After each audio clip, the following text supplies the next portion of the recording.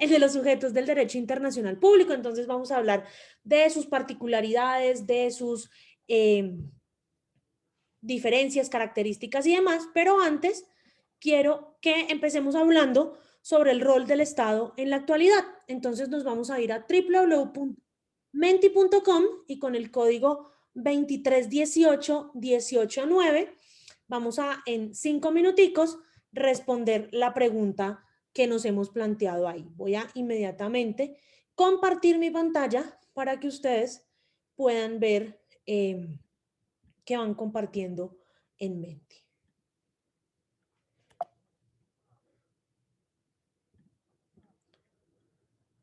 Ya lo pongo en el chat, Dayana, dame un segundo.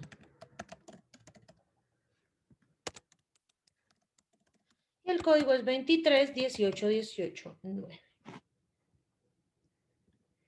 Y entonces nos vamos a ir a Menti para poder ver lo que todos compartamos y las respuestas a nuestra pregunta. Profe, por favor, ¿puedes repetir el código? 2318-189. Gracias, buenas noches. Hola Lorena, buenas noches. Entonces vamos a dar 5 minutitos para que todos entren a Menti y respondan la pregunta.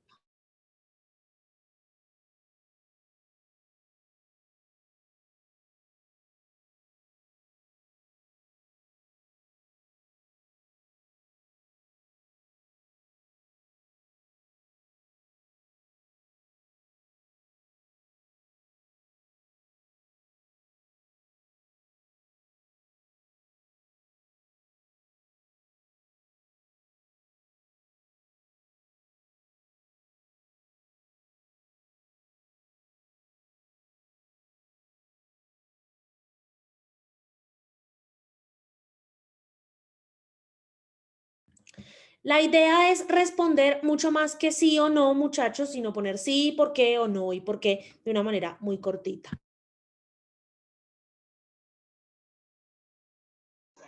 Doctora, buenas noches. Disculpe, me acabo de conectar. Hola, Shahid, ¿cómo estás? ¿Cómo está? Muy bien, gracias.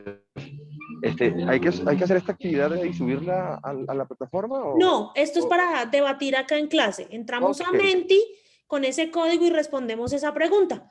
Que si ustedes creen que el Estado es el sujeto más importante del derecho internacional público.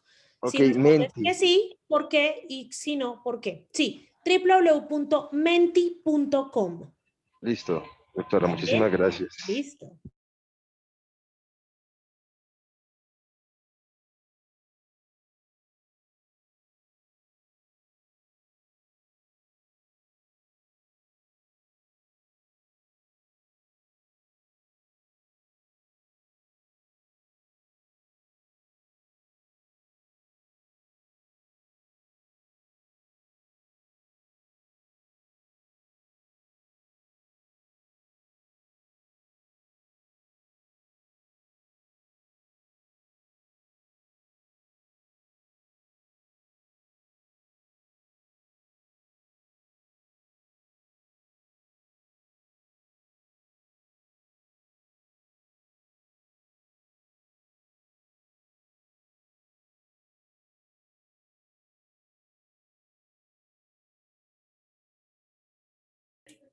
Profe, no logro entrar a Menti.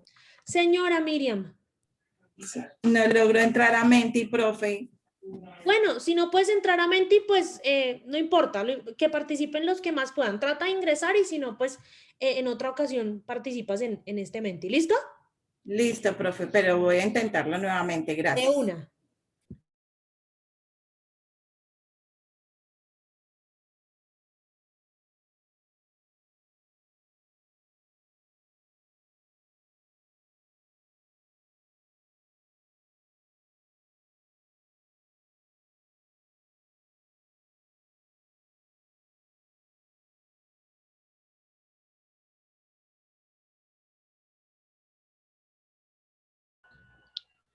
Doc, Dime, Jorge. es un límite de palabras, ¿verdad? Porque no me dejó Sí, creo escribir que más tiene de... un límite de palabras. Pongan. Sí. Ok, Gracias, doctor. Concreción, concreción. Hagan de cuenta que están escribiendo un tuit.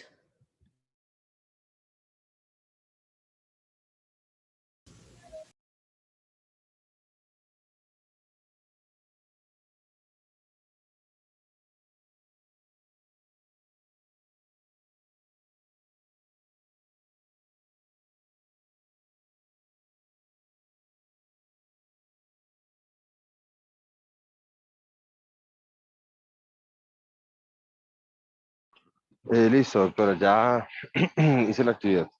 Gracias, Shai. Ya vamos a empezar a revisar los comentarios de todos. Un minutico más y continuamos.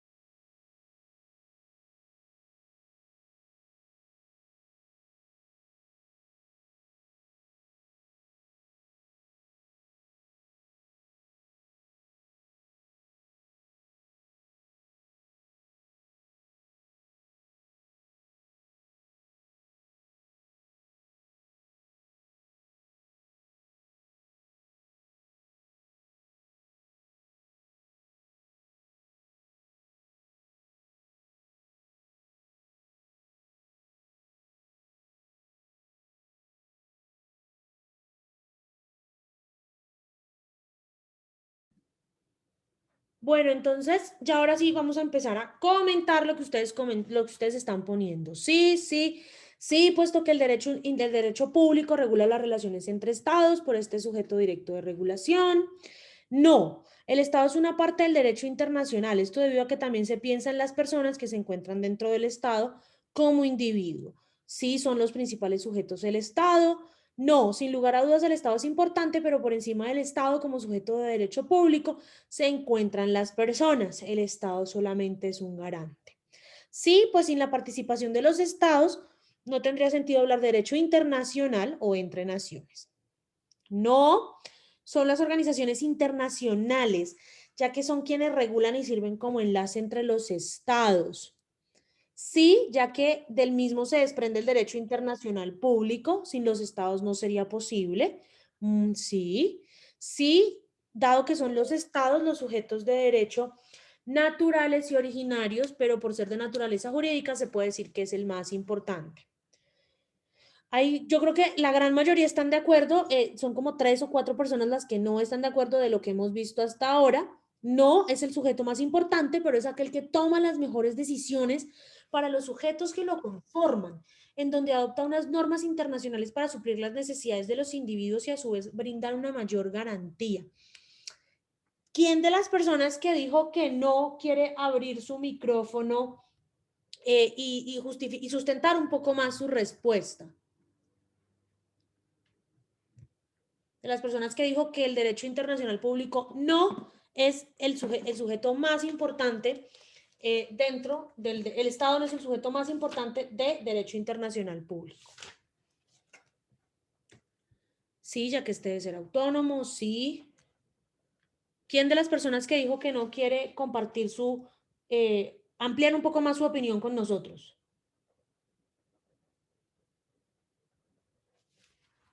¿Ninguno? Oiga, son tímidos ustedes. Es que ahora resulta que ninguno dijo que no.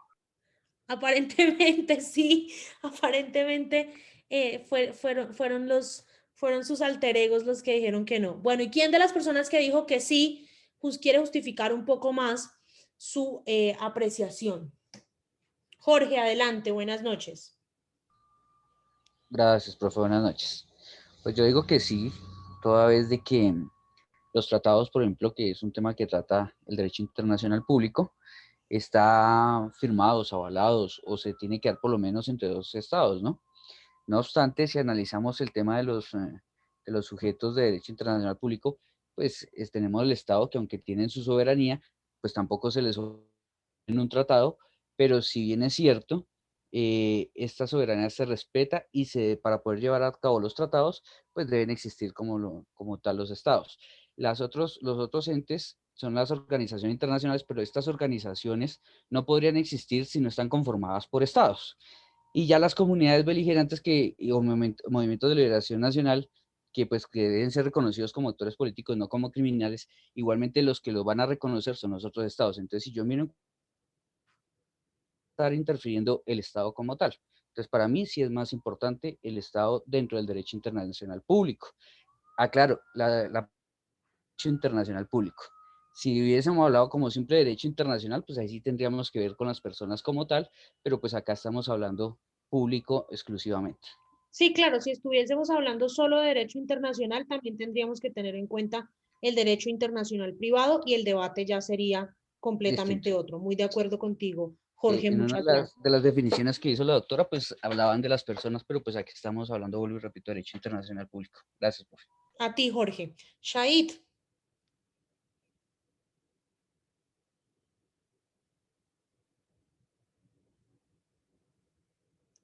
Shahid. Sustento el sí en dos argumentos. El primero es el que respondí ahí en la plataforma, y es que eh, no pudiera existir derecho internacional si no existiese naciones, precisamente porque el concepto mismo lo define. Internacional, es decir, que para que exista un sistema internacional, el punto de partida es que existan naciones que regulen sus actividades entre ellas mismas por fuera de sus sistemas jurídicos internos. Entonces, el punto de referencia o de partida viene siendo cada nación para que pueda existir un sistema internacional. Eso por un lado. Y por el otro, ya más centrado al tema de sujetos de derecho. Si bien es cierto que existen otros organismos internacionales que hacen parte del sistema internacional, de todas maneras, estos organismos internacionales existen, o su razón de ser existe es porque existen estados que existen antes, ¿no? Del nacimiento de estas organizaciones, que le dan ese reconocimiento a estas organizaciones para que participen de las dinámicas que precisamente entre estados existen. Entonces, desconocer que los estados son el sujeto más importante o principal del derecho internacional público sería desconocer el mismo sujeto de derecho que justifica la existencia de la normativa internacional. Gracias, Shahid. Mauren. Profe, buenas noches. Realmente opino que sí, pues ya que como hemos visto los estados son los sujetos originarios que no necesitan de ningún otro sujeto para poder existir. Entonces, y debido a esto, pues se podría hablar de que el derecho internacional surge gracias a la conformación o unión de todos los estados. Gracias, Mauren. Pilar. Hola, profe. Yo quería hacer la anotación que estoy de acuerdo con mi compañero, porque si decimos que el derecho internacional público es como para asegurar la paz y la seguridad internacional, como para que haya un orden social, pues sí tiene que existir el Estado. Entonces, ese era el punto que yo quería, que sí tiene toda la razón el compañero que estaba exponiendo antes de Maureen. Gracias, Pilar. ¿Sí? Sin lugar a dudas, el Estado sí es el sujeto más importante y lo es porque el Estado mismo es la raíz de todas las relaciones políticas, económicas, sociales, culturales que hay a nivel internacional. Es decir, sin los Estados, como lo vimos ayer cuando hablábamos de la Convención de Viena para el Derecho de los Tratados, no pueden haber tratados internacionales y, pues, si bien las personas sí en algunos casos son consideradas sujeto de derecho internacional, como lo vamos a ver ahorita más adelante, son más bien un sujeto pasivo de derecho internacional o un sujeto indirecto de derecho internacional. Antes de empezar con la clase, antes de empezar a que hablemos propiamente de los sujetos de derecho internacional público, quiero referirme a un tema por el que me preguntaron ayer y el que creo que es importante que empecemos hablando, y es la sucesión de los estados. La sucesión de los estados es una característica, un fenómeno propio que se da dentro del derecho internacional público, en el cual un estado reemplaza a otro en sus derechos legítimos sobre administración y gobierno de un territorio y una población. ¿Por qué se dice que hay un estado que es sucesor de otros? Porque ese estado empieza a asumir todas y cada una de las responsabilidades internacionales que tenga ese estado. Es decir, cuando un estado sucede a otro, lo que pasa es que el estado A le transfiere derechos y obligaciones a otro estado, incluyendo dentro de estos derechos y estas obligaciones propiedades muebles, propiedades inmuebles, participación en tratados, membresía en organizaciones internacionales o deudas y préstamos financieros con otros estados. Las situaciones, sobre todo estas situaciones de la sucesión de unos estados, de la sucesión de estados se dieron mucho en los primeros años, entre el siglo XV y el siglo XIX. A lo largo del siglo XIX, con el auge y el nacimiento de muchísimos tratados internacionales, ya a partir del siglo XIX, pues el tema de la sucesión de los estados empezó a ser tratado como con pinzas, con mayor delicadeza. ¿Por qué? Porque el hecho de que un Estado suceda a otro en sus obligaciones puede causar algunos conflictos legales internacionales o algunas diferencias diplomáticas. Para reglamentar este caso de sucesión entre Estados, se celebró en 1978 la Convención de Viena sobre la sucesión de Estados en materia de tratados internacionales.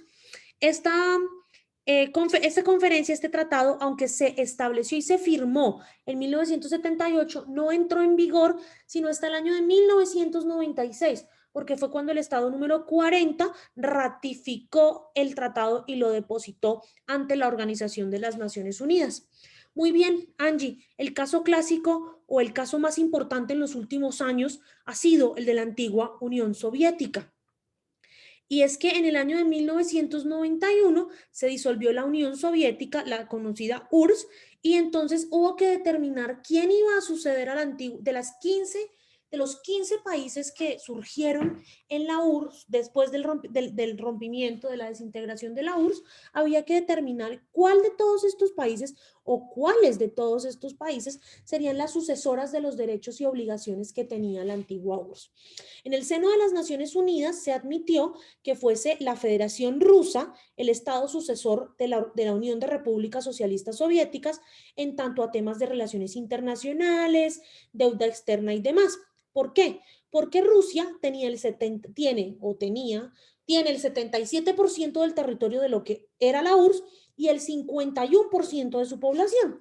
¿Esto qué le otorgó a Rusia? Además de convertirse en el estado sucesor de la URSS, le otorgó un puesto como miembro permanente del Consejo de Seguridad de las Naciones Unidas y el inmediato reconocimiento diplomático de todos los estados que tenían relaciones con la antigua Unión Soviética. ¿Sí quedó claro el tema de la sucesión de los estados y de cuándo se habla o cuándo no se habla de sucesión de estados? Profe, una pregunta. Señora.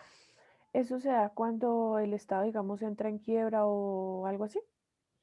Sí, puede ser cuando el Estado entra en quiebra o cuando sean grupos de estados que se desintegren, como el caso de la Unión Soviética o el caso de Checoslovaquia o el caso de la antigua Yugoslavia, o cuando sencillamente el Estado sea considerado un Estado fallido, un Estado que no puede, cuya institucionalidad ya no puede mantenerse y debe ser reemplazada por otro porque no hay posibilidad de recuperar esa institucionalidad perdida. Disculpa, profe. Digamos que en este caso el Estado, el otro Estado debería como aceptar esa sucesión, digo, por ejemplo, de la Unión Soviética con, no sé, con un tratado que hubiese tenido con Estados Unidos. Estados Unidos debía aceptar esa sucesión en principio. Como estas sucesiones se hacen en el marco de la Organización de las Naciones Unidas, generalmente todos los estados siempre están de acuerdo porque esto es una forma de preservar la paz y la seguridad internacionales, Kevin. Jorge. Doc, una pregunta. Cuando hablamos aquí de sucesión, o sea, un país recibe las cosas del otro, como en cualquier sucesión, digámoslo acá en civil internamente, ¿se reciben tanto activos como pasivos? ¿O Sí, cómo se señor. maneja el tema? Y la población de ese estado que, digamos, terminó, que está recibiendo otro estado, ¿qué pasa con esa sociedad o cómo se maneja eso? Se convierten inmediatamente en nacionales del estado sucesor. Ok, gracias, Doc. Cuando cuando un estado recibe un estado en sucesión, recibe sus pasivos, recibe sus activos, recibe sus deudas, recibe sus derechos, recibe sus obligaciones, recibe absolutamente todo. Es como, haga de cuenta, recibir una herencia. O sea, el otro se anula, ¿sí? El otro estado queda inmediatamente anulado, sí, señorita. Gracias.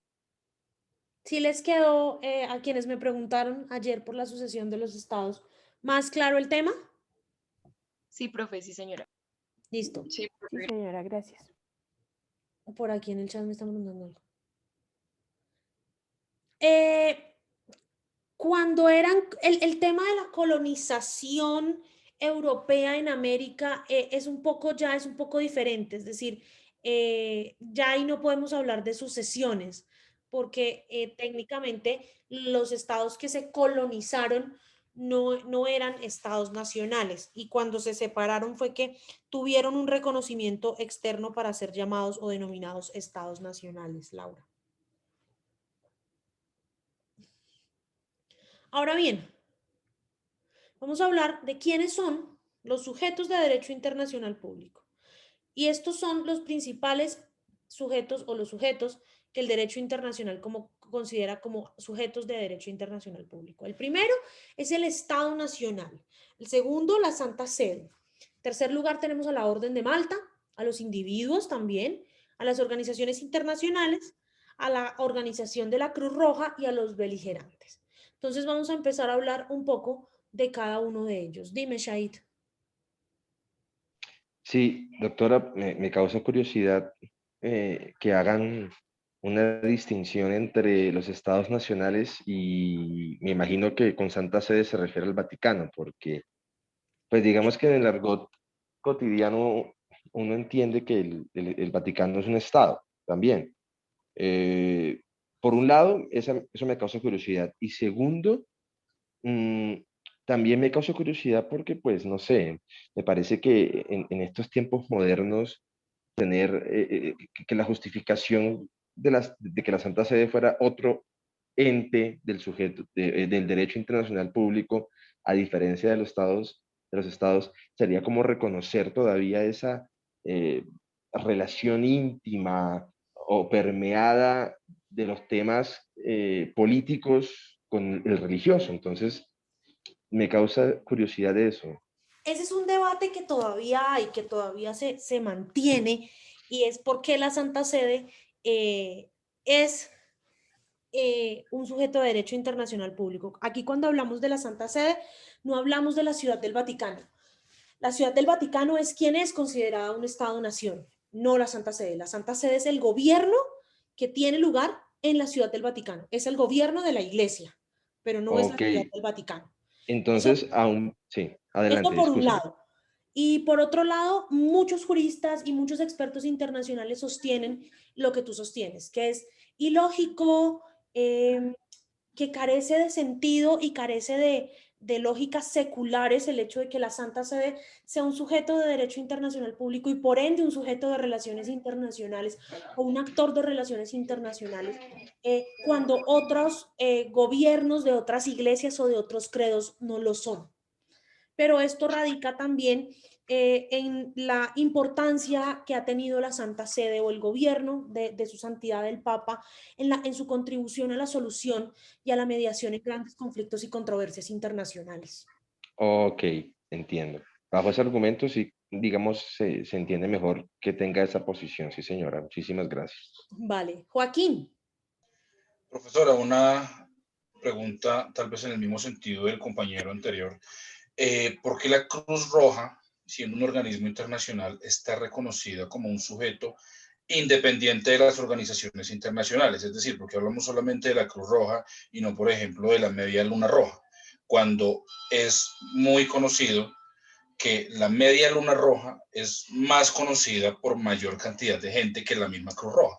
Joaquín, cuando se habla de la Cruz Roja, se habla de la organización de la Cruz Roja y la Media Luna Roja. Inclusive también en últimos tiempos se incluye a la Estrella Roja. Ah, ok, profesora, no sabía que también lo incluían. Muchas gracias por la aclaración. Ya ahorita lo vamos a ver quiénes conforman o a quiénes se conoce como cada uno de estos actores. Pero sí, cuando hablamos de la Cruz Roja, hablamos de 3 organizaciones, de la Cruz Roja, de la Media Luna Roja, en su gran mayoría todos conocemos a la Cruz Roja y a la Media Luna Roja, y en los últimos tiempos también se ha empezado a hablar como sujeto de derecho o como dentro de este gran grupo de la Cruz Roja a la Estrella Roja en representación del credo de los judíos y la Media Luna en representación del credo de los musulmanes. Entonces, el Estado, como ustedes saben, es una organización política que está constituida por un conjunto de instituciones burocráticas a través de las cuales se ejerce el monopolio del uso de la fuerza o el monopolio del uso de la violencia a una población dentro de unos límites establecidos. Estamos hablando de la existencia del Estado-Nación o de los estados desde hace más o menos 5.500 años, cuando las ciudades empezaron a crecer, cuando la escritura se inventó y cuando se codificaron nuevas clases de religión. Estado-Nación moderno, o lo que hoy conocemos como el Estado-Nación, nació en el año de 1648, cuando se firma el Tratado de Paz de Westfalia. Entonces, pues hoy casi todo el mundo está o vive en un estado y es parte de un estado. Son muy pocos las personas que no viven en estados reconocidos internacionalmente. Y podríamos hablar aquí del pueblo palestino y del pueblo kurdo, que son naciones que no tienen estados. Hay algunas definiciones clásicas de estado, como por ejemplo la de Cicerón, la de Marco Tulio Cicerón, que dice que el Estado es una multitud de hombres ligados por la comunidad del derecho y de la utilidad para un bienestar común. Immanuel Kant dice que el Estado es una variedad de hombres que viven bajo unas leyes jurídicas. San Agustín dice que el Estado es una reunión de hombres dotados de razón y virtud para participar de las cosas que aman. Oppenheimer dice, por ejemplo, que el Estado es la institución social que impone un grupo victorioso a un grupo derrotado con el propósito de ¿qué? De regular el dominio y de prepararse para cuando haya una rebelión y ataques del extranjero. Otros autores, como el clásico Thomas Hobbes, dice que el Estado es una institución cuyos actos y pactos realizados son asumidos por todos, y que en donde se usa la fuerza en la medida en que se considere oportuno, por supuesto, para asegurar la paz y el bien común de todos los que viven allí. Hegel dice que el Estado es la conciencia de un pueblo. Hugo Grocio dice que el Estado es una asociación de hombres unidos en la cual se goza de derechos y libertades para el bien común. Karl Marx dice que el Estado no es el reino de la razón, sino el reino de la fuerza, que no es el reino del bien común, sino del interés parcial, y que no tiene como fin general el bienestar de todos, sino el bienestar de unos pocos. Evidentemente esto va muy de la línea con lo que dice Marx de la lucha de clases entre la burocracia o entre la clase alta y el proletariado. Carré de Malberg dice que el Estado es la comunidad política que tiene un territorio propio y dispone de una organización. Y Hans Kelsen dice que el Estado es el ámbito de aplicación del derecho. ¿Con cuál de estas definiciones de Estado se identifican más ustedes? Bueno, aquí me faltó una que es la más importante y es la que ya les había dado en alguna ocasión, no me acuerdo si fue la semana pasada, que es la de Max Weber, que dice que el Estado es una organización sociopolítica donde hay un territorio, una soberanía, una población, donde ese gobierno que ejerce soberanía en ese territorio tiene el monopolio del uso de la violencia y donde hay un reconocimiento internacional. Shahid. Doctora, yo creo que yo me caso con todas las definiciones que usted acaba de mencionar, porque creo que la definición moderna de Estado, la definición actual de Estado, la que se entiende en el mundo entero hoy en día, es producto de todo este desarrollo conceptual. Lo que hoy entendemos como Estado es producto de todos estos aportes, de todos estos, ¿cómo llamarlos? Teóricos del Estado, por ende todas son igual de válidas, solo que en la actualidad, es decir, para haber llegado a lo que hoy decimos de Estado, tuvimos que haber pasado por todo este desarrollo histórico y conceptual, por eso ninguna de las anteriores es más valiosa que la otra y por eso yo me casaría con todas, porque en última reconocer la definición actual de Estado es reconocer todas estas anteriores en un solo conjunto. Muy bien, sí, estoy muy de acuerdo contigo. De una u otra manera, todas estas definiciones han sido acertadas en algún momento clave de la historia de las sociedades y por alguna razón han estado ahí. Zaida, ¿por qué con la de Carré de Malberg?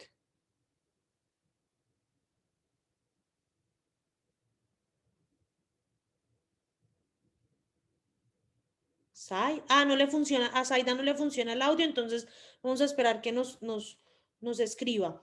Kevin, ¿por qué la de Kelsen?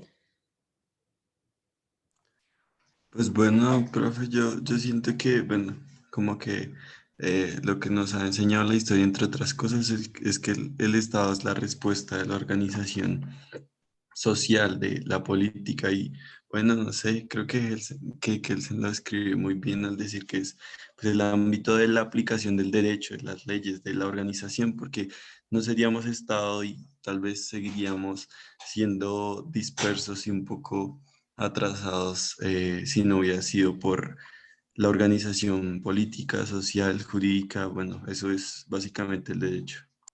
Gracias, Kevin. Que Zaida nos dice que considera que es la más acertada y completa por tema territorial, ya que tiene un orden político territorial y de organización social.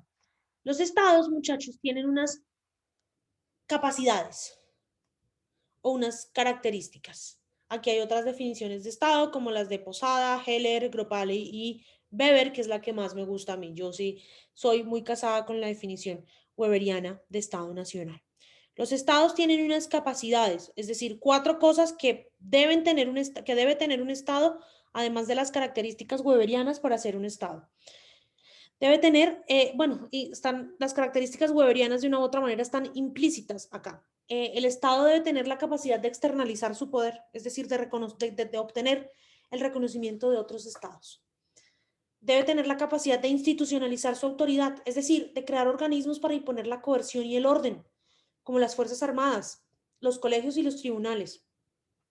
El Estado debe tener y debe estar en capacidad de diferenciar su control, es decir, de contar con un conjunto de instituciones que estén profesionalizadas para cosas específicas, es decir, el Estado o la cabeza del Estado, es decir, el jefe del Estado, el presidente, el rey o quien sea, no debe hacerlo todo o no tiene por qué hacerlo todo, debe apoyarse en la creación de diferentes instituciones que le permitan de una u otra manera diferenciar el control. Entonces debe crear instituciones dedicadas a los temas de salud, a los temas de educación, a las fuerzas militares, a los temas de economía, a los temas de recaudo de impuestos, etcétera, etcétera. Y pues el Estado debe tener la capacidad de internalizar una identidad colectiva.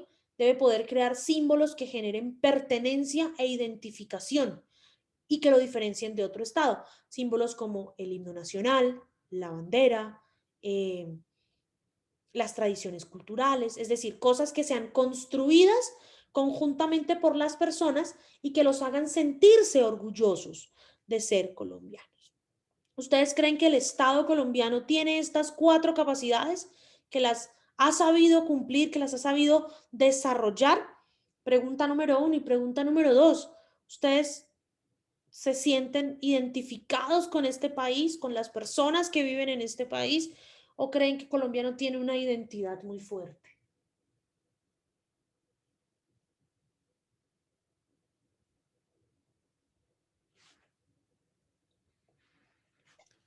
Yo creo que, ay, yo no levanté la mano muy mal, Dale, Lorena, tranquila. ya la levanto. Lo que pasa es que desafortunadamente nosotros somos muy dependientes, ¿no? Yo siempre he pensado que nosotros no hemos podido ser autónomos porque dependemos de la ayuda de muchos países. Y para tomar decisiones, como que nos toca pedir permiso, como que qué puedo hacer y si me apoyan lo hago, si no me apoyan pues tengo que pasar a una segunda opción. Y a pesar de que somos tan ricos en muchas cosas, nos quedamos cortos en defender de repente las cosas que son muy de adentro. Entonces yo sí considero que nosotros nunca hemos podido ser independientes. ¿Y te sientes identificada con la gente que vive acá, con tus compatriotas? Sí, por supuesto, por supuesto. Lo que pasa es que a uno como que le duele el país, ¿no? Tengo otra clase donde hablan solo de tragedias y pues ver que la evolución de nosotros siempre ha estado como muy limitada y como que hemos estado subyugados a las malas decisiones de nosotros mismos y a personas que tienen poder, ya sea con violencia o con dinero para manipularnos, pues esto claramente nos deja por debajo de cualquier otro país que de pronto sea un poco más independiente. Nosotros tenemos miles de recursos, tenemos muchas cualidades, pero que se quedan cortas porque dependemos de todo el mundo, pues. Acá se ha vendido el país de a poquitos, entonces para poder tomar cualquier decisión nos toca pedirle permiso a todo el mundo. Y te puedo preguntar qué clase es esa en donde solo se habla de tragedias. Justicia transicional. Ah, pues es como lógico, sí. Sí, no, pues uno presupone que es algo por el estilo, pero ay, Dios mío, de verdad que, pues no, igual, chévere. Chévere, Shahid.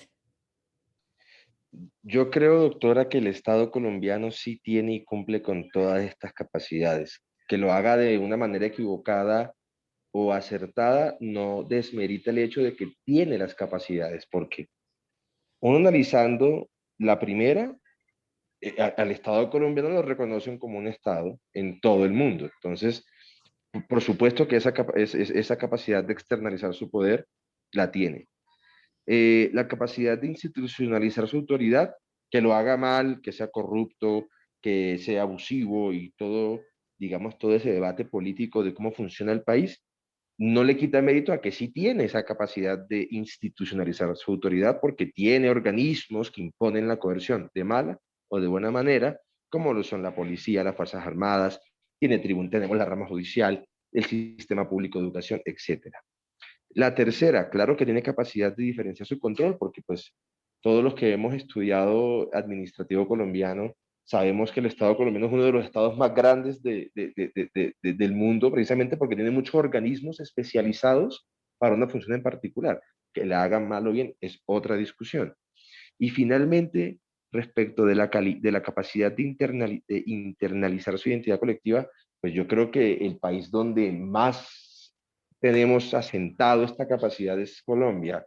Nosotros nos identificamos muy bien con nuestra cultura, tenemos muy identificados nuestros símbolos de pertenencia. Sí, que de pronto no estamos conformes con cómo han gobernado el país y toda esa cuestión, pues eso no lo voy a discutir. Pero también tenemos esa identidad que nos caracteriza como colombianos y nos orgullece, porque cuando la gente nos reconoce como colombianos es porque evidentemente en la piel se nos nota. Entonces yo creo que las capacidades sí las tiene, que no las explote como debe explotarlas o que lo haga bien o mal, es otra discusión que no deslegitima el hecho de que tiene esas capacidades.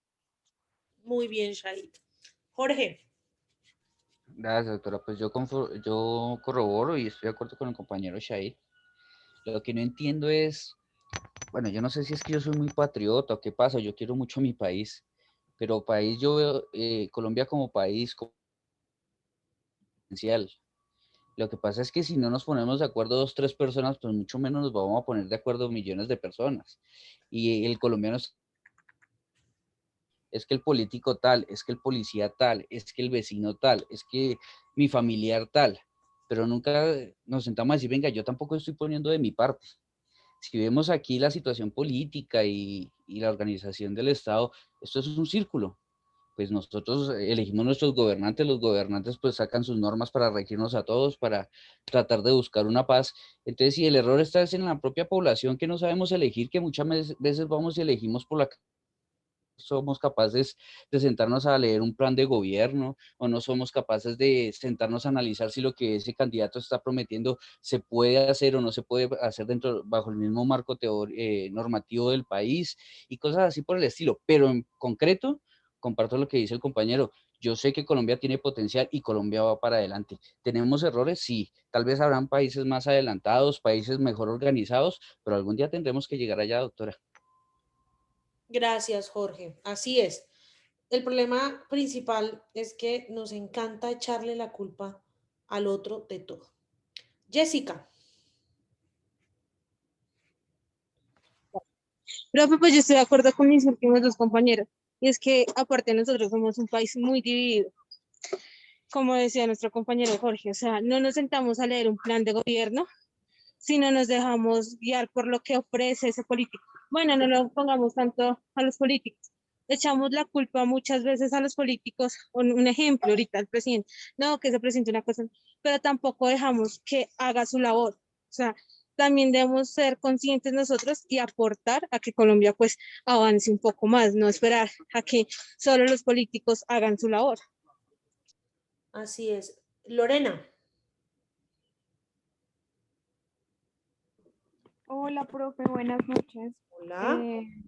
Igual, sí, pienso lo mismo que mis compañeros, pero alguien intervino y dijo que sí éramos un país en donde habían muchas problemáticas y es que de eso también se encargan como las redes de comunicación, ¿no? Como de hacernos creer que somos el peor país del mundo y que tenemos muchas problemáticas. Obviamente tenemos muchas problemáticas como lo tienen todos los países, pero como dicen mis últimos compañeros, sí, somos un país bello, somos de pronto un país que necesitamos más organización, que si no hubiese tanta corrupción, no estaríamos como estamos, pues digamos en estas condiciones.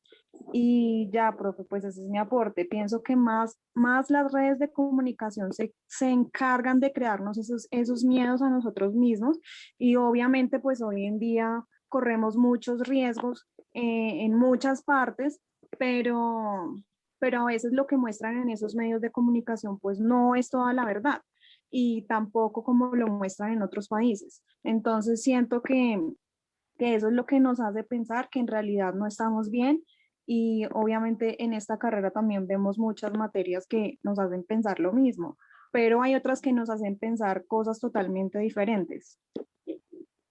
¿Cómo cuáles? Por ejemplo, esta, pues profe, qué pena, no es lambonería ni nada, pero en mi clase anterior estaba en Hacienda Pública y la profesora nos decía cosas como que vamos a tener un gran problema económico, que el país se endeuda mucho y eso no está bien. Y bueno, en realidad uno sale de esas clases como pensando, uff, estamos muy mal.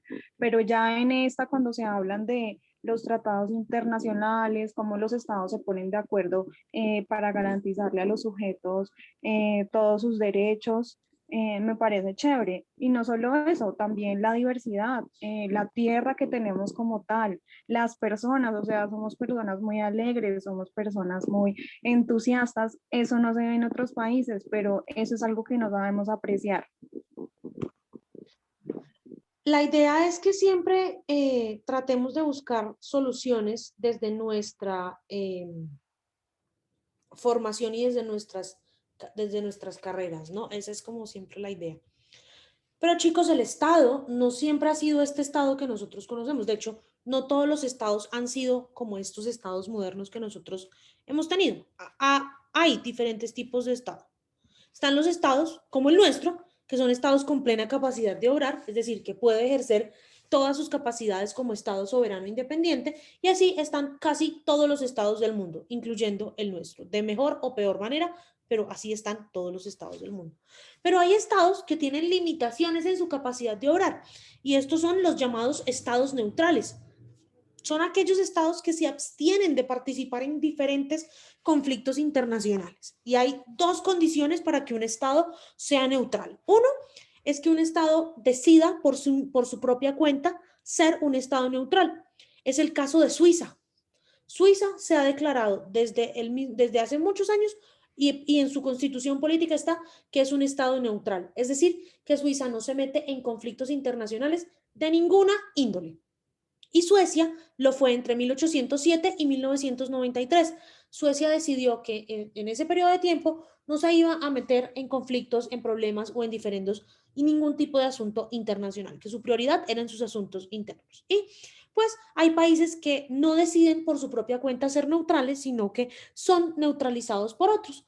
Esos estados son neutralizados porque perdieron una guerra, porque están sancionados, porque son estados fallidos, por diferentes características. Entonces el mismo sistema internacional les impone la condición de neutralidad. En este momento hay muy pocos estados neutralizados porque pues el sistema internacional, y si ustedes se dan cuenta, cada vez son menos las guerras entre estados que hagan o en las que se vea la necesidad de neutralizar un estado.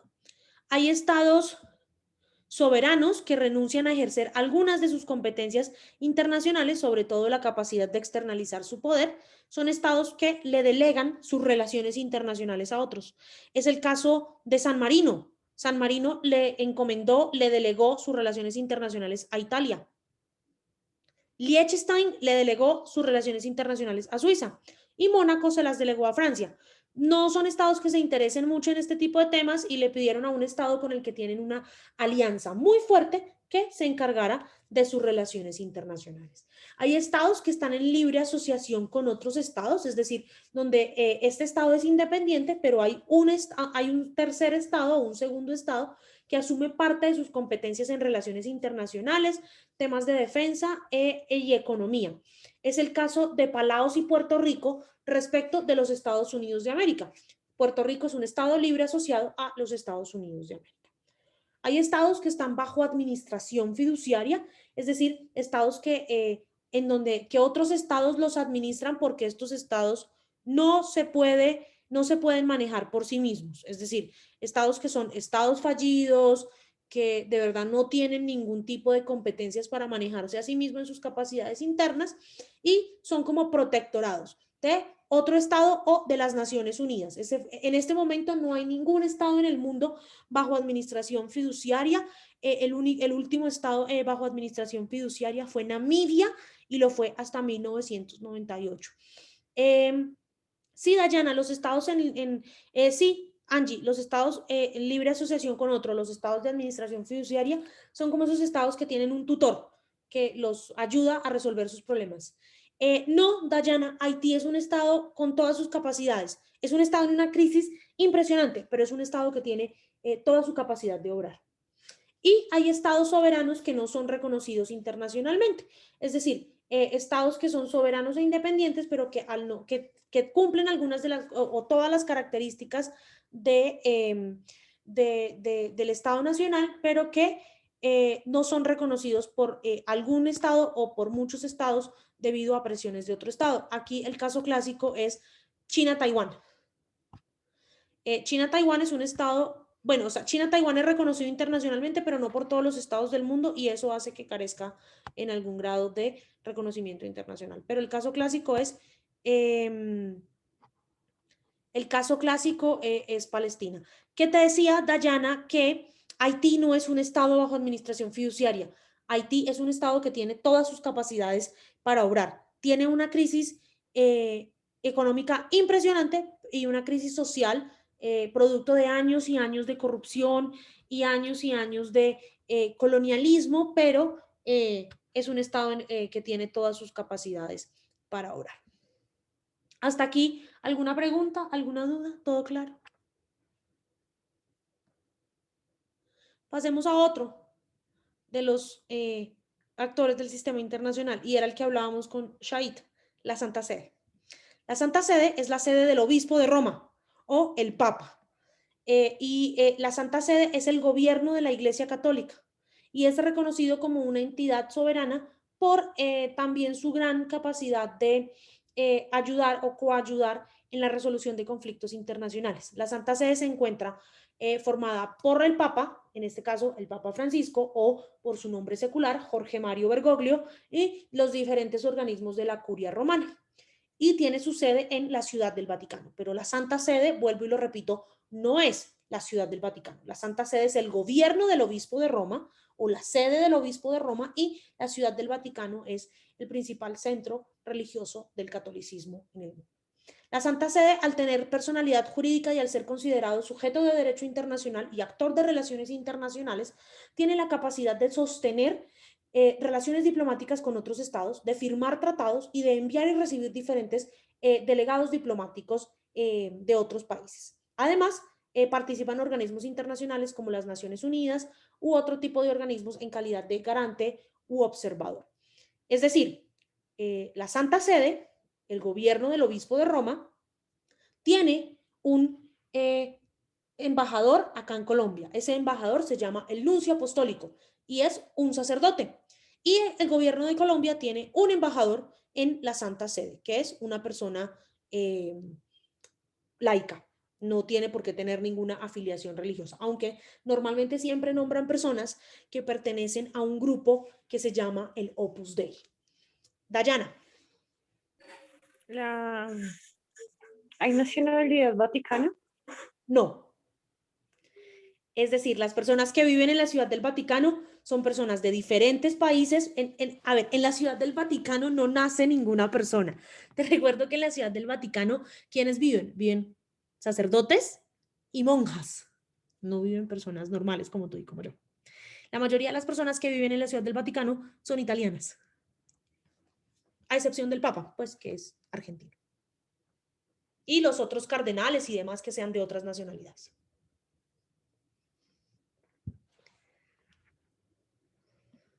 La Orden de Malta o la Soberana Orden de Malta, la Soberana Orden Militar y Hospitalaria de San Juan de Jerusalén, Rodas y Malta, mejor conocida para los amigos como la Orden de Malta, fue una orden religiosa, es una orden religiosa católica fundada en el siglo XI por comerciantes amalfitanos en medio del proceso de las cruzadas, es decir, las guerras entre católicos y musulmanes por recuperar la ciudad de Jerusalén.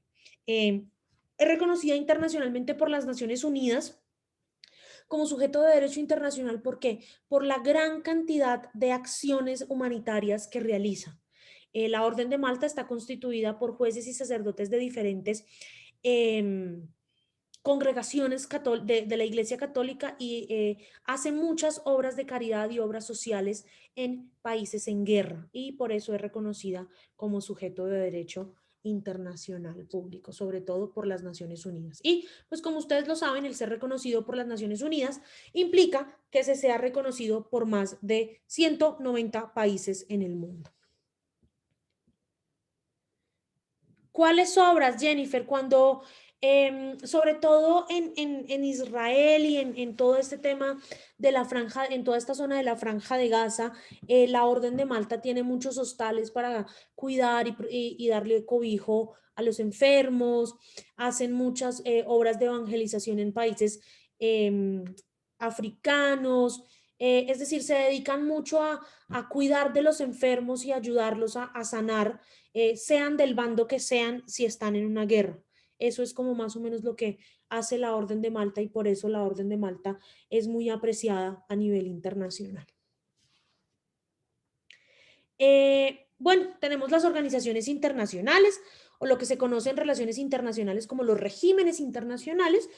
Ustedes saben que una organización internacional está formada por sujetos de derecho público, principalmente por estados, y tienen normas propias, miembros de alcance, presencia internacional y unos fines comunes. Realmente hablar de organismos internacionales implica hablar de aquellos organismos de gran envergadura conformados única y exclusivamente por estados, lo que se llaman los organismos intergubernamentales, como la ONU, la OEA, la Unión Europea, y todos aquellos organismos que descienden o que son hijos de las Naciones Unidas. La UNICEF, la OMC, la OIT, la OIM, el PNUD, etcétera, etcétera, etcétera. La OIT es un organismo intergubernamental que nace desde la sombrilla de las Naciones Unidas. Es decir, las Naciones Unidas es la mamá y hay un montón de organizaciones que nacieron en el seno, desde el seno de las Naciones Unidas para regular diferentes temas. La OMS, Organización Mundial de la Salud, la UNICEF, que es la Agencia de las Naciones Unidas para la Infancia y la Adolescencia, la OIT, que es la Organización Internacional del Trabajo, la OMC, que es la Organización Mundial del Comercio, la OIM, que es la Organización Internacional de las Migraciones, el PNUD, que es el Programa de las Naciones Unidas para el Desarrollo, la FAO, que es la organización de la Agencia de las Naciones Unidas para la Alimentación y la Agricultura, ONU Mujer, la CEPAL, que es la Comisión Económica para América Latina y el Caribe.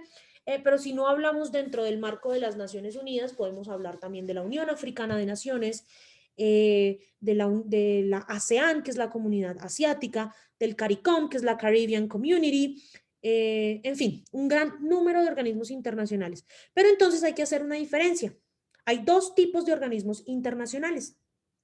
Los organismos internacionales intergubernamentales o OIGs, que son los que están formados única y exclusivamente por estados, y los organismos internacionales no gubernamentales, que son aquellos que son formados o que son creados o que son constituidos por grupos significativos de ciudadanos para realizar cualquier tipo de actividades. ¿Quién me puede decir una ONG?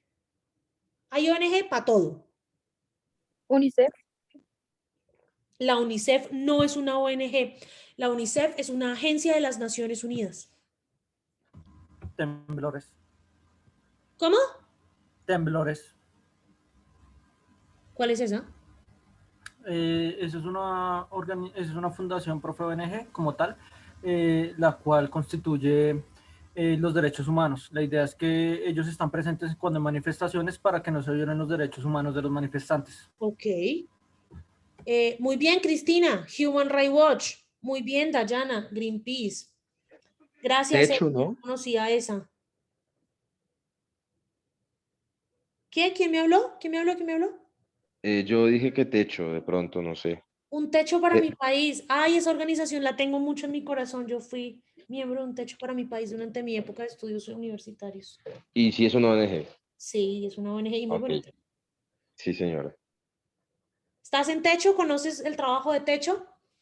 Muchos amigos míos, yo no tengo esa disposición, lamentablemente. Pero muchos amigos míos han estado en techo y han trabajado por esos proyectos de vivienda para la gente más vulnerable, me parece estupendo. Entonces, por eso se la mencioné.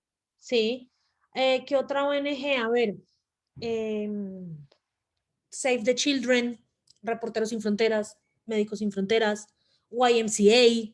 Muy bien. Conocen un montón de ONGs. ONGs hay para todo.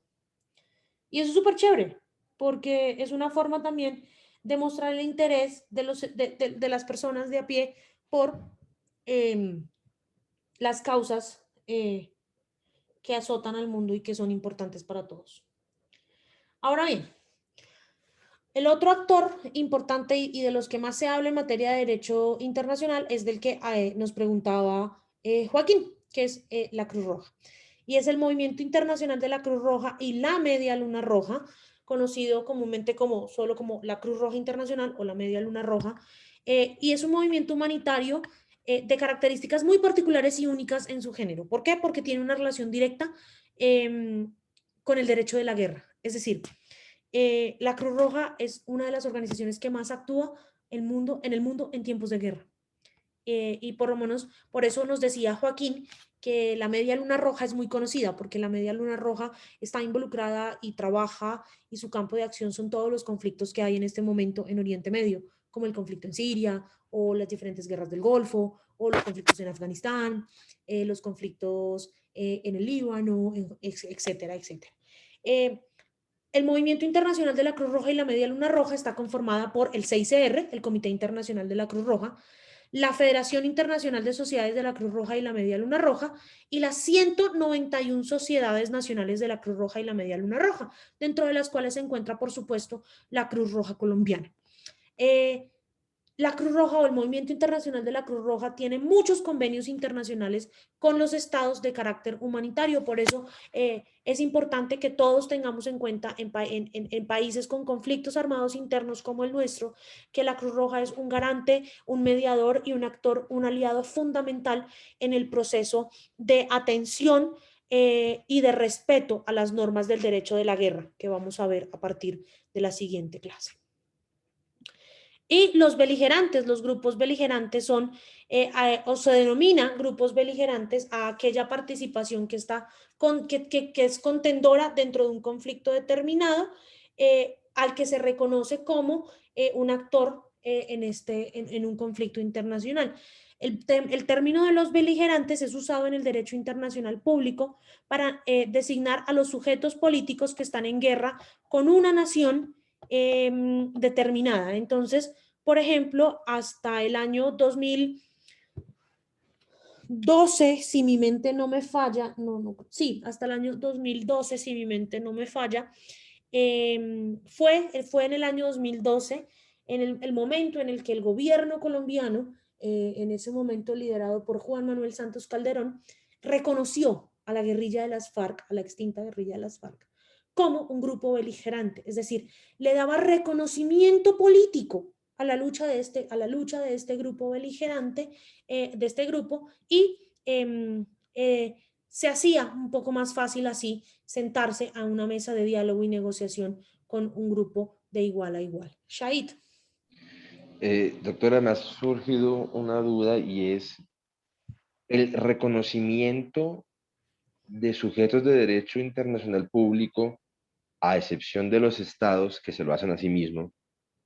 ¿Cómo se da? Es decir, ¿y por qué se lo pregunto? Porque llegamos aquí y yo no había quedado en cuenta de eso, porque ya uno asume, digamos, que son sujetos de derecho todos los que usted ha mencionado, pero cuando llega aquí y uno se pone a pensar en las FARC, en la ETA, en todos estos grupos en que el pudieran IRA. ser, exacto, uno dice, bueno, ¿y cómo se reconocen dentro del sistema internacional como sujetos de derecho público, de derecho internacional público? Ahora, lo pregunto también es porque usted dijo al final que fue el gobierno colombiano el que reconoció esta naturaleza de la guerrilla de las FARC. Entonces, me surge esa pregunta para lo que usted, para todos los anteriores, ¿cómo se reconocen si no son estados?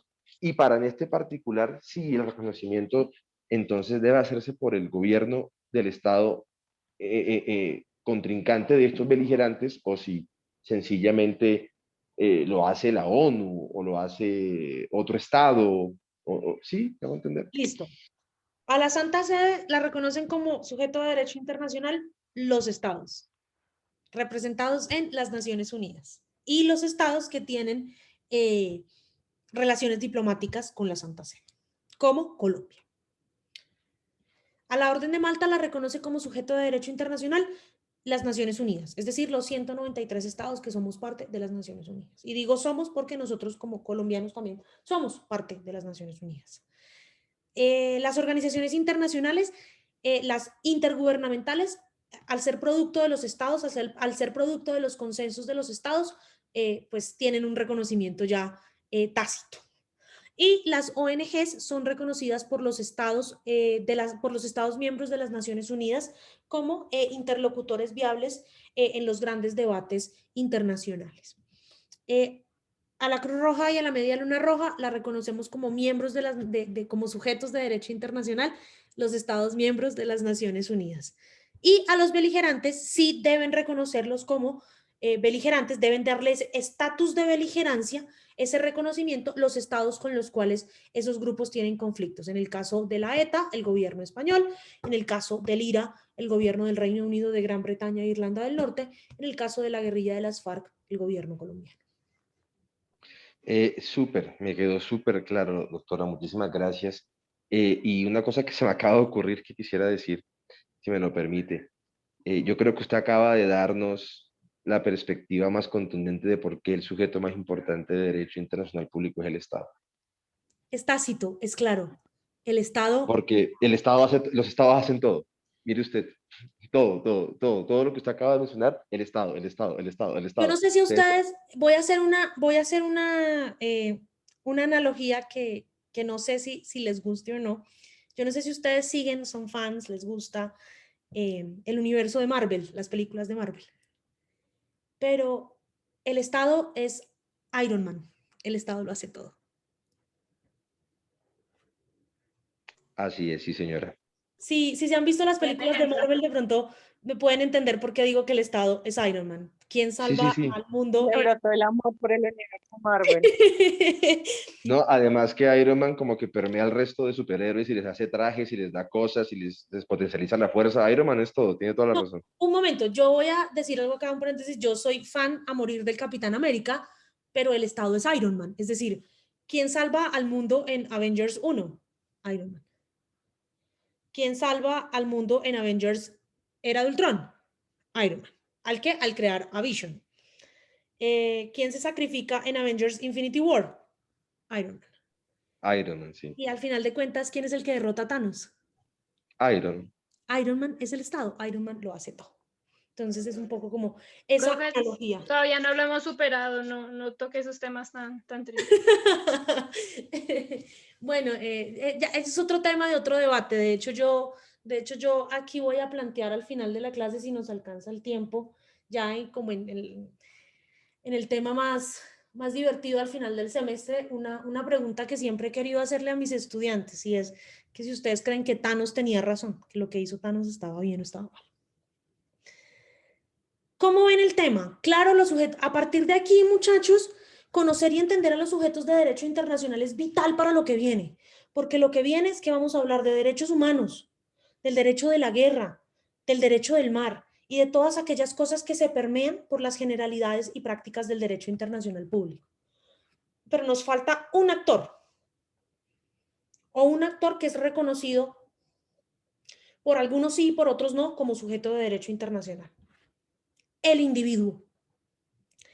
El individuo es reconocido como un sujeto pasivo de derecho internacional o un sujeto indirecto de derecho internacional, ya que el individuo solo recibe derechos y obligaciones, pero no tiene capacidad para celebrar tratados y no tiene legitimación para acudir ante los tribunales internacionales para hacer validar sus derechos. Es decir, el individuo goza de todos los derechos y de todas las obligaciones de respeto a las normas de derecho internacional público. Pero si un individuo incumple una norma de derecho internacional público, ese individuo, a menos que sea un delito de guerra, ese individuo no puede ir a ser juzgado en un tribunal internacional. ¿A quiénes juzgan los tribunales internacionales? A los estados. ¿Por qué a los estados? Porque son los estados los directos responsables del cumplimiento de los tratados internacionales. Ojo, el individuo puede ser responsable internacionalmente cuando viola normas fundamentales del derecho internacional, las normas del derecho de la guerra. Es decir, ¿cuáles son los actos por los cuales un individuo puede ser responsabilizado a nivel internacional? Los actos cometidos en el mar, es decir, los actos que cometen los piratas y los actos que se cometen en el espacio aéreo. Por eso son actos del derecho de la guerra. Pero también el derecho internacional le da al Estado la posibilidad de juzgarlos bajo su jurisdicción y no acudir a tribunales internacionales. El único tribunal internacional que juzga personas y no estados es la Corte Penal Internacional. Inclusive también la Corte Penal Internacional, llegado el caso, puede llegar a juzgar estados. Shahid. Entonces, doctora, ¿puedo estar acertado en decir que el individuo, en la perspectiva del derecho internacional público, porque esto que voy a decir puede sonar un poco feo, pero se puede decir que en la perspectiva del derecho internacional público, el individuo no sería un sujeto del derecho, sino objeto del derecho? Sí. ¿Cuál es porque mi lógica es la siguiente? Si las obligaciones y derechos, es decir, si él no se puede obligar, solo son los estados, pero él sí puede ser beneficiario de derechos y se le pueden imponer obligaciones, pues en últimas no es un sujeto porque va en contra de la definición de sujeto de derecho, pero sí podría ser objeto porque de todas maneras sobre él recaen unos derechos y recaen unas obligaciones que no son contraídas por él, pero que sí son impuestas por otros. Sí, el individuo es más sujeto en materia internacional en derecho internacional privado, que es, Claro, sí, total, que es el que trata de las relaciones total. actuales entre individuos. Pero a nivel de Total. derecho internacional público, pues no se nos puede olvidar que al final de cuentas el que hace todo, el que celebra todo, el que firma todo y el que se obliga a todo es el Estado Nacional. Entonces, sí, el individuo, o sea, decir que el individuo es sujeto a derecho internacional es sobre todo en temas cuando se van a juzgar crímenes internacionales como crímenes de guerra o temas de piratería. Pero de resto, no, porque pues yo como individuo no puedo ir a firmar un tratado en nombre de Colombia o a nombre mío propio. Entonces, pues no, no soy un sujeto de derecho internacional, la verdad. Soy un sujeto, por eso la misma norma lo dice, somos sujetos pasivos de derecho internacional o sujetos indirectos de derechos internacionales. Preguntas, dudas, quejas, comentarios, todo supremamente claro. El día del parcial no se les va a olvidar nada.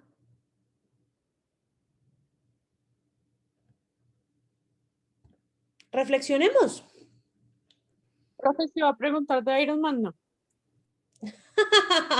No. Esto se queda para la discusión off the record. No se preocupen. ¿Consideran que el individuo debe ser aceptado como sujeto de derecho internacional público? ¿Podrían mencionar al menos 3 grupos beligerantes diferentes a las FARC, la ETA y el IRA? ¿Creen que la Santa Sede sí debe tener reconocimiento internacional? No sé quién se anima a empezar.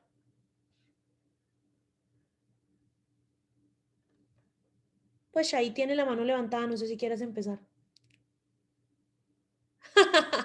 Sí, la dejé levantada, la acabo de bajar, pero pues si ningún otro compañero va a hablar, pues Pues yo... hay 49 personas en esta sala, 47 además de mí y 46 además de usted. No sé quién más quiere hablar, pero pues de una, Shahid, dale tú. Bueno, con el permiso de mis compañeros, entonces, bueno, voy a responder la primera. Yo creo que no debe ser considerado un sujeto de derecho internacional y que eso que usted acaba de explicar de que es un sujeto pasivo o indirecto es una solución doctrinal, teórica, por así decirlo, que se implementa en la norma para poder medio darle gustico a todo, ¿sí? Me parece a mí que es como una forma de darle gusto a los que dicen que sí, a los que dicen que no, pero realmente no considero que lo sea porque, como le comento y le decía ahora, digamos que el derecho internacional público es casi como un derecho privado de los estados, por así decirlo, en el sentido de que el individuo ahí no participa con autonomía, no tiene voluntad, no puede obligarse, solamente o recibe derechos o recibe obligaciones, y eso realmente no lo hace sujeto, lo hace es más un objeto de derecho internacional, no tanto un sujeto. Con relación a la segunda de los grupos beligerantes, yo iba a decir los que usted dijo, el IRA, el ETA y las FARC. No sé si el ELN está reconocido como beligerante, por lo menos en Colombia. No sé si los movimientos guerrilleros de África subsahariana también están reconocidos como sujetos beligerantes. No se me ocurre ninguno más de los que ya usted mencionó. Y con relación a lo de la Santa Sede, pues yo creo que sí lo dejé claro al comienzo, me parece un absurdo total desde el punto de vista jurídico, argumento jurídico. Ahora, si usted, si retomo lo que usted explicó, que es más por su labor de participar, de mediar, de colaborar, como le dije en su momento, tiene toda la razón de que sea reconocido como sujeto, como reconocimiento internacional, pero desde el punto de vista estricto, me parece que no debería ser. Me parece que hay otras organizaciones que pueden dedicarse a hacer lo mismo y yo creo que más que el argumento que usted nos explicó, que me parece de verdad muy lógico, es más un reconocimiento de poder político que tiene la Santa Sede que de verdad un Estado o un ente que colabora en los conflictos internacionales. Yo creo que como la religión siempre ha estado, más que todo la católica, de la mano del poder secular, del poder político, pues es evidente que perder ese poder político la deja casi que en el limbo. Entonces, me imagino que se apega a esto, al tema del derecho internacional público, para poder seguir existiendo con ese poder político. Es más eso que otra cosa. Eso es lo que yo tengo para opinar. Los críticos y los teóricos postestructuralistas te dirían que el hecho de que la Santa Sede tenga reconocimiento internacional es como una forma de colonialismo y de demostrar el poder de Occidente sobre Oriente, y allí vendría un tema que ahondaría en el debate, y es que eso genera también el llamado choque de civilizaciones de Samuel Huntington. Sí, señora. Joaquín. Profesora, estaba pensando que tal vez uno de los grupos beligerantes podría ser el Hamas. No. ¿Por qué Hamas no? Ni Hamas ni Al-Fatah. Porque ellos no tienen ellos no tienen reconocimiento del Estado de Israel, que es con quien están Pero son el gobierno de Palestina, y Palestina tiene reconocimiento de muchísimos estados, incluido el gobierno colombiano. El gobierno colombiano no reconoce en este momento a Palestina. Por supuesto que sí, profesora, tenemos embajada. Hay embajada de Palestina en Colombia. Hay representante, pero no es embajador, porque ese decreto se cayó el 7 de agosto del 2018, no bien entró al poder Iván Duque. Pero ya lo estoy confirmando. Dame 30 segundos. ¿Quién es el grupo beligerante ahí? La OLP, la Organización para la Liberación Palestina. Sí es reconocido como un grupo beligerante. Doctora, pues yo quiero apoyar a mi compañero porque yo soy de ascendencia palestina. Mi mamá nació en Bet Yala, Palestina, y fue criada en Monpós, Bolívar, y yo fui criado con todo ese tema del conflicto palestino-israelí, y nosotros, desde que llegó la misión diplomática de Palestina a Colombia en el año 2000, si no estoy mal, 2002, sí, hemos sido muy cercanos al embajador de Palestina, que ya lleva han sido 3 embajadores. El actual se llama Raúf Malki, perdón, y pues nosotros siempre hemos considerado al embajador como embajador. No sé si el hecho de que sea una misión diplomática le quita la calidad de embajador, o no sé si ha sido más como un reconocimiento, digamos, coloquial, de decirle embajador, porque al fin y al cabo representa al, entre comillas, lo digo, Estado de Palestina en Colombia, pero sí, yo también, digamos, estoy en la posición de mi compañero. Yo pensé que Yo sé que esa declaratoria, ese reconocimiento se dio unas horas antes de que Juan Manuel Santos entregara el poder, y ese mismo día, cuando Iván Duque tomó el poder, el recién nombrado ministro de Relaciones Exteriores en ese momento, Carlos Holmes Trujillo, dijo que ya había recibido una petición formal del Estado de Israel, del gobierno del Estado de Israel, con quien Colombia tiene unas relaciones diplomáticas, mejor dicho, súper fuertes, para revisar ese aspecto, y hasta donde yo tenía entendido, pero pues le acabo de escribir a alguien que conozco que trabaja en la Comisión de Relaciones Exteriores del Congreso, ese decreto se había echado para atrás, había sido una elección. Pero, doctora, ese decreto al que usted se refiere es el decreto del reconocimiento del Estado de Palestina como un Estado, pero embajada en Colombia, que yo tenga entendido, ha habido, como le dije, desde el año 2000. Sí, es que embajada sí hay, o delegación diplomática sí hay, por el solo hecho de que hay un gran número de ciudadanos palestinos o de ascendencia palestina que viven en Colombia. Así es. Eso no implica que el Estado lo reconozca o no lo reconozca. Ah, ok, listo. Entonces yo ahí me despego. Sí, entonces ahí aclaro mi punto. Yo me refería al tema de que sí existe una embajada en Colombia. No sé ya con el tema del reconocimiento del Estado. Sí, señora. De hecho, hasta separado de la embajada de Israel está, por ejemplo, una delegación muy grande de la comunidad sionista en Colombia, que también ejerce una presión gigantesca sobre ese respectivo. Y lo digo porque el presidente del grupo de judíos o de la comunidad sionista en Colombia fue profesor mío en la universidad, y es una persona supremamente influyente a nivel académico, y que ejerce mucha presión en en el Ministerio de Relaciones Exteriores para Así es, sí. el Yo sé quién es. no reconocimiento de Palestina, el profesor Marcus Pekel. Así es, sí, señora. Eso aquí no pasa nada. Profesor Pekel no va a ver esta clase. Sí, la OLP es un grupo beligerante, la Organización para la Liberación Palestina, pero pues en la jurisprudencia y en lo que yo tengo, en lo que conozco del conflicto árabe-israelí, que tampoco es que sea la más experta en el conflicto árabe-israelí, porque es un conflicto que tiene muchas aristas, muchas vertientes, muchos intereses, ni Hamas ni Al-Fatah son reconocidos como grupos beligerantes. El ELN lo reconocía el gobierno de Juan Manuel Santos, que fue el que inició las negociaciones.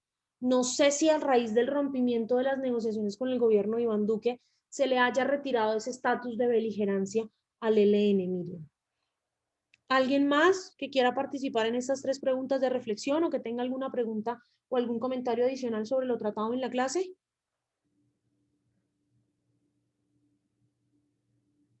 Miriam, adelante.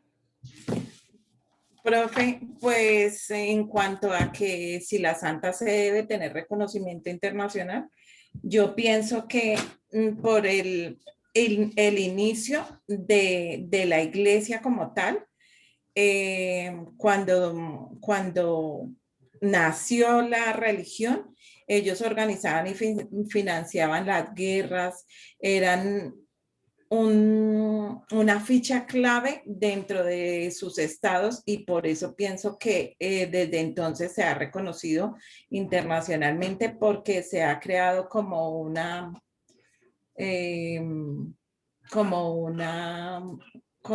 norma, ay, se me fue la palabra, de que ellos siempre van a influir en todo. Durante muchos años, sobre todo en la Edad Media, la Iglesia fue un gran victimario en conflictos internacionales. Eso sí, es algo que todos debemos reconocer. Que hoy en día ya no lo sea, es otro tema, pero sí, tienes mucha razón. La Iglesia inició muchas guerras, las cruzadas, una de ellas, por ejemplo. Señores, señoritas, muchas gracias por haber asistido a la clase, por participar, por hablar, por comentar. Anímense más personas a hablar, porque les recuerdo que la participación suma puntos en la nota final del corte. Para el próximo jueves no se les olvide preparar las lecturas de la siguiente semana, el análisis de prensa que lo vamos a hacer el jueves muy normal y que prepararse para realizar un tallercito en parejas la próxima clase. Entonces, nos vemos el jueves en Zoom. Les deseo un feliz fin de semana y una feliz semana la semana que viene. Igualmente, doctora, muchísimas gracias. Hasta luego. Buenas noches, doctora. Muchas gracias. Gracias, profe. Muchas gracias. Gracias, profe, igualmente.